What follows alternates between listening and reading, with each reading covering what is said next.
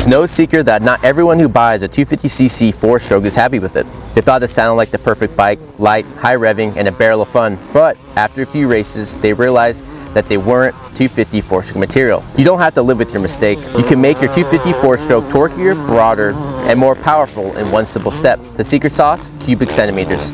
This is where CylinderWorks 270cc kit comes in. For $689, you can get a brand new cylinder, 3mm larger Vertex piston, and a Cometic gasket. It is a bolt-on kit that ups the bore from 78mm to 81mm, and the displacement from 250cc's to 269.5cc's. All you have to do is remove the stock parts, slip the new cylinder piston on, and drop the head back into place. By 4-stroke standards, it is the simplest big bore mod known to man.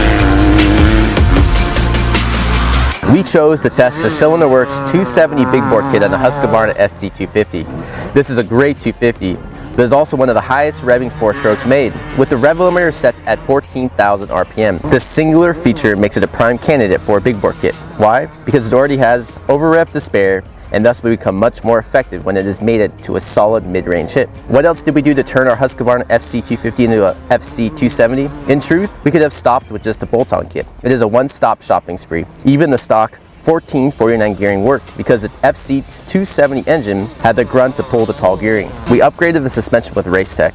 While there, they volunteered to install the Vortex X10 ignition. We also put on the FMX exhaust, super sprockets, Hinson clutch, VP fuel, and Cycra black plastic and decal worth graphics.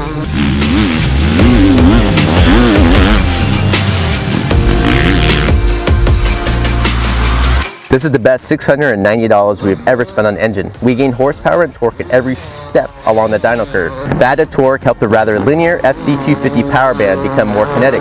Instead of lying down and waiting for the RPM to build, on the FC270 we could short shift, rev it to the moon, or slam it through the gearbox. It had enough power to pull a taller gear when it counted. It hit it harder and didn't lose any rev on top.